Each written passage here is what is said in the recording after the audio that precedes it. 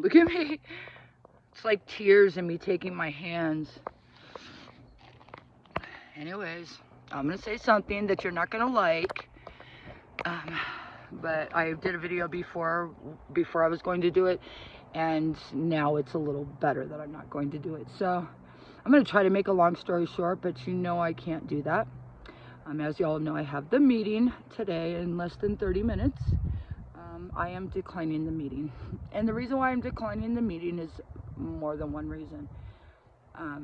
The number one reason is because when I saw this email of everybody that was going to be in the meeting, like I said before, only 2 people wrote me back. And one is the person that works with him there at the shelter.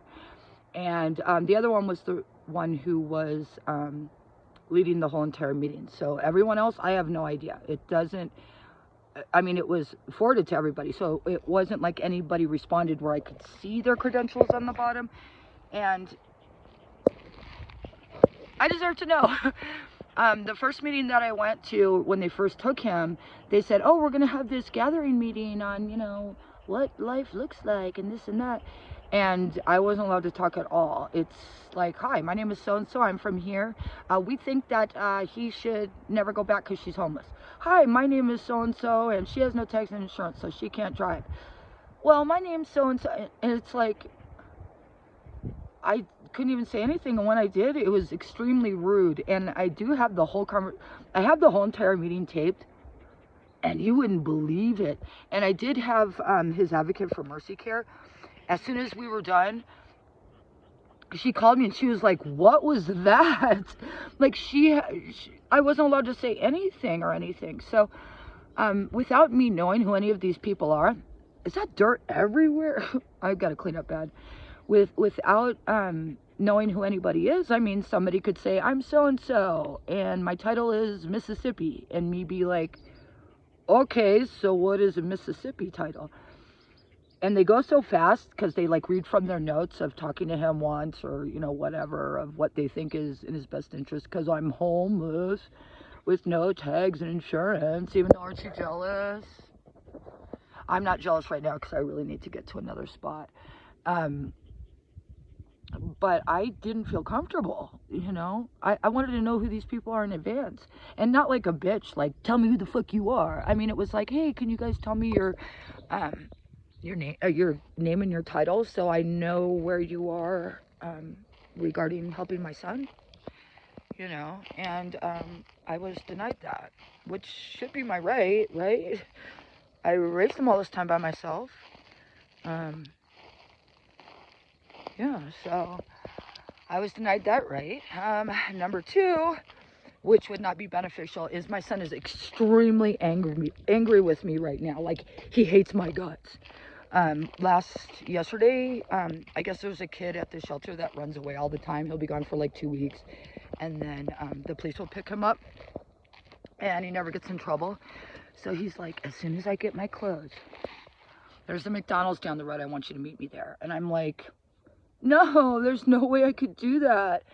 And I don't know if other parents do it for their kids or whatever, but they already hate my guts because I'm so pissed. He has absolutely no services for the last 30 days. He just sits there and stares at a wall, you know. And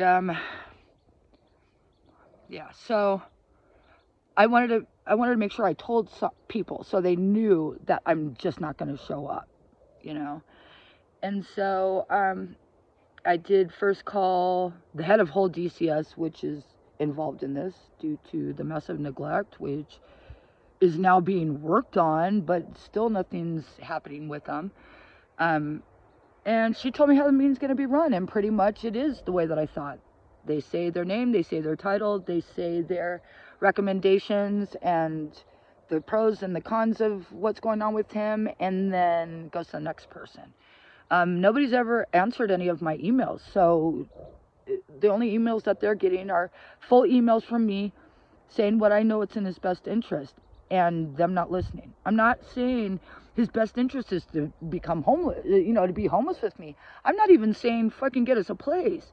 What I'm saying is, first things first, he needs a doctor again. He needs support. He was just diagnosed on the spectrum from being called unknown mood disorder for a million years when I knew he wasn't. He needs to get in some type of program for autism where he can understand what it is and accept himself. Like when I told him, oh, you got diagnosed now, you're on the spectrum. And his first words were out of his mouth were, what? I hate people on the spectrum. And it's like, what? He needs to be able to understand that that's the way that it is. People have depression, people have anxiety, people have fear of spiders. We're all dealt with something different. And unless we accept that, what we are dealt with, and accept it with courage and strength and acknowledgement and not being ashamed, that's the only way that we can get through the things that we need to get through. I could say, oh yeah, I'm afraid of spiders, and every time I saw one, run. Shit, I'd be running all the time. Even if I wouldn't be alive. I would be fucking freaking out here because that's all you see. I don't have any bug spray, and there's 3 bees in my tent last night, and I can't even find this fly swatter. Like, I got bees going in my mouth and stuff. So, I mean, it is what it is, It's acknowledgement, it's acceptance, and it's doing the next right action. That's all you can do. So, and I know what's good for me, and I know it's good for my son. And because I haven't talked to these people or anything, I am not about to put myself in this meeting to damage him or to damage myself, because one of 2 things will happen. Because I know me, I'm either going to break down and cry my brains out because I am powerless over what they're doing. Look at me. Oh my God. Is that a black mustache? Ew. I look like a coal miner. This is all from just tears of all the people that I've tried to talk to today. Either I will cry, and then I will look like I am weak and mentally ill, full of sadness and depression. But hey, if this was your child, would you be crying? I mean, like, a lot of parents wouldn't even be able to get through this, I'm in the middle of nowhere with no money. They took my son away. It's really hot. I'm out of clothes. I mean, I'm not out of clothes, but I'm out of shorts and stuff. I'm gonna have to hand wash some stuff because when I went to get the tent, I couldn't afford to even get laundry done. So, and no, I'm not doing self-pity on that, because I will wash it myself. And then I'll just wait to see if there's a day this week that early in the morning is extremely cold, and we'll do it then. There's more important things than that right now. And yes, I can wash clothes without a washing machine. I have a lot of shirts and a lot of pants, but the shorts are the situation. And like, look at these shorts. Man, I don't want to show you my butt, but these are brand new shorts that I never wore here because they're like white. Okay, these are from yesterday. Yeah, they're really big. I don't want to show you my butt, but can you see it? Probably looks like I crap my pants. But, and if I'm not bawling my eyes out in this meeting, I'm gonna do, I'm gonna say, what the fuck? And then I'll be looked at as this, combative mother, or abusive combative mother, or whatever they want to label me to be. So, I think it's in his best interest and my best interest because of how angry he is with me. Also, because nobody has gotten back to me. I have fought and fought and fought. I didn't feel like anybody was on my team. Nobody was. And, God, I don't know if it's 9 minutes. I must have told you guys of the people that I've talked to. But the end of the story is I did finally speak with this case manager, and he did allow me to speak. He was being extremely quiet. Usually when I talk, you can hear a keyboard going. So, you don't have to be real careful what you say, but you're conscious that everything's being typed. And although I can talk a million miles an hour and I can type 80 words a minute, you can hear by their buttons they don't. So a lot of times they'll say, oh yeah, I took notes. And then they'll say, you said this and you said that. It's like, what? I said he should be locked up in a facility? I never said that. Oh, well, from what I got, that's what you said. It's like, what? So, I mean, I don't want to jinx myself, but I finally did speak with his caseworker to tell him that I wasn't going to be there and my reasons. He understands my reasons. Totally understands my reasons. Says I'm going to see... He says I'm going to see my son on Thursday. For the first time in a month.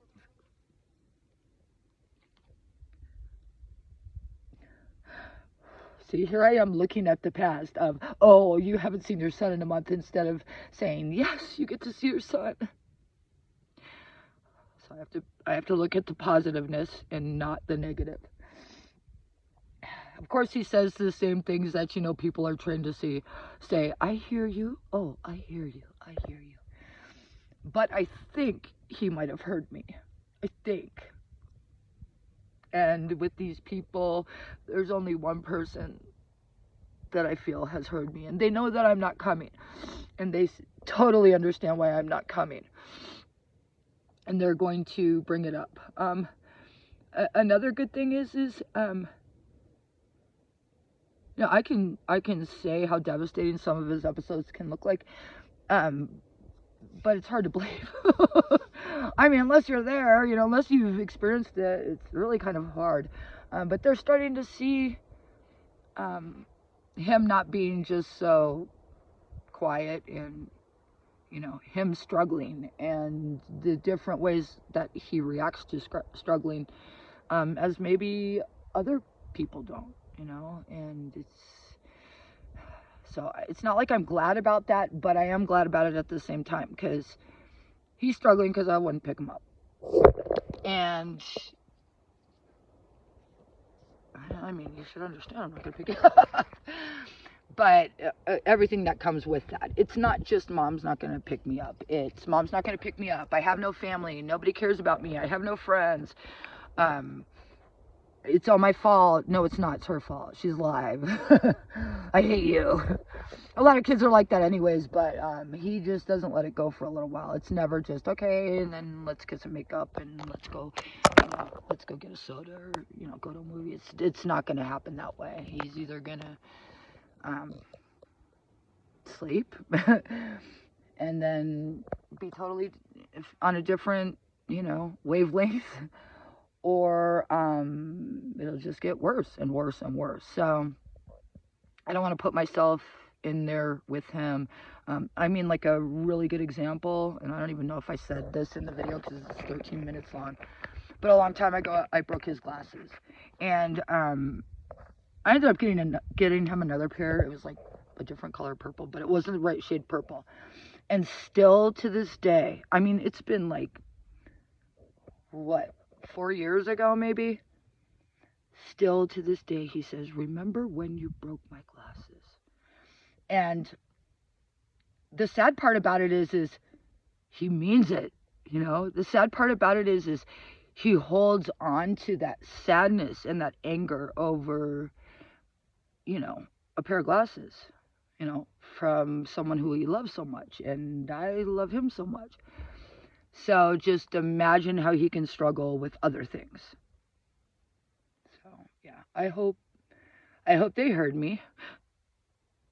It's almost time. So if he's not, I don't even know if it's 3. But they could be in the meeting. And they said they're all gonna say why I'm not there. And hopefully he looks at it. Hopefully he's doesn't feel alone.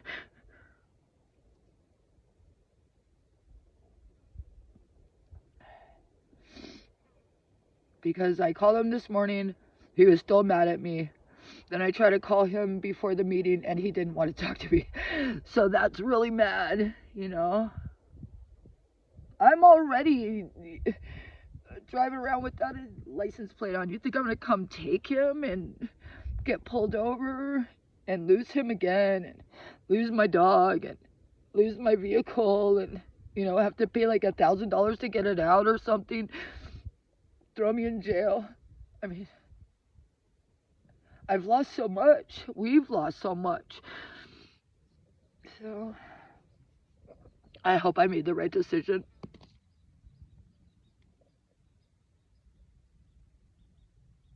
I feel so sad knowing right now that I'm not there. But I know that that's what's for the best. And I just wish, I mean, I don't have a family or anything, but I do have a couple family members. I just want them to support me, you know. In the beginning, people used to call me all the time, are you okay? Are you okay? If I wouldn't answer a text message right away, are you okay? You know, we're gonna look for you. And now everybody knows I'm strong.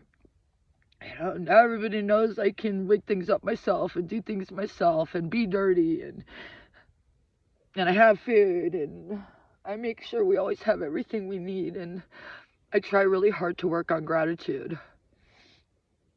So nobody even asks anymore.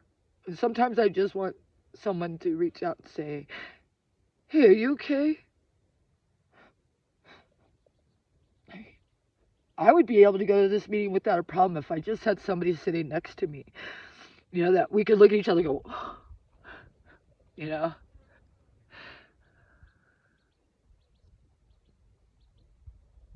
But it doesn't make me a bad person, or it doesn't make me wrong to choose what I feel is best for me and him. Because if you see my other videos, one time I was at a meeting, at the end I said, fuck you! And that ruined everything, you know, and suddenly I'm this fucking crazy person and stuff. But what if it was your child? What if you're the only one to say fuck you? And I pray all the time to his Father up in heaven. I'm like, he loved me so much, more than anything, more than anyone ever could. He loved me too much. He was like psycho addicted. But he was a man of God, and when you go to heaven, you're supposed to have a lot more strength, right? Hear the wind? Can you hear it? Maybe that's God. Maybe the meeting has started and he's all, you know, over it.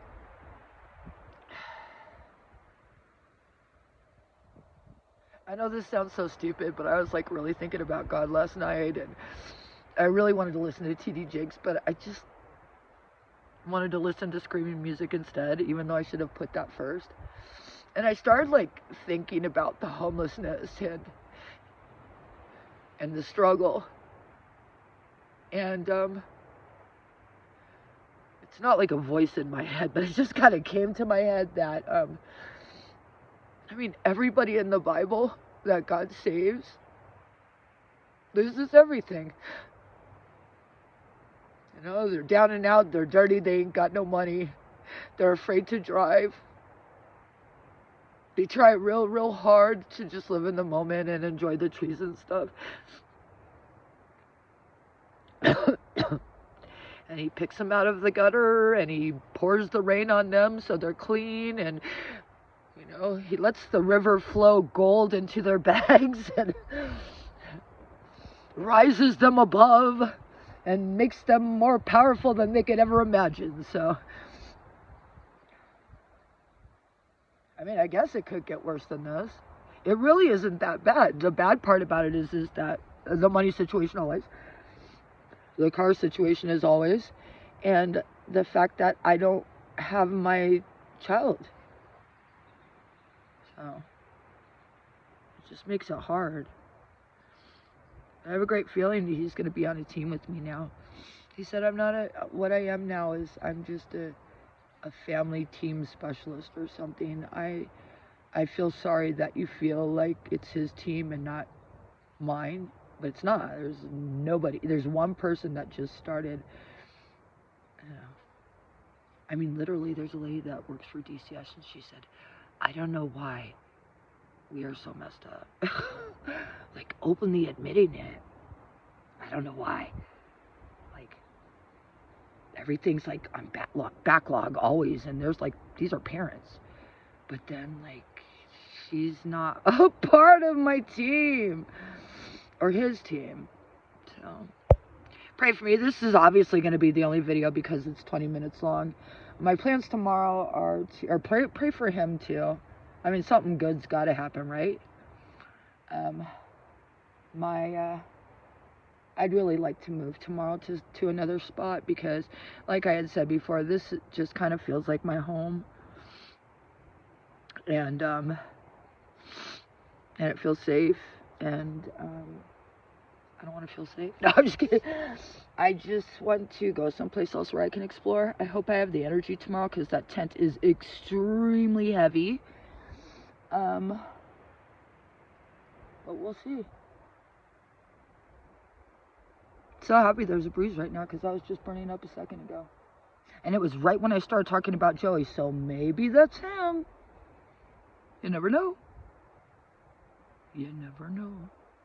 Anything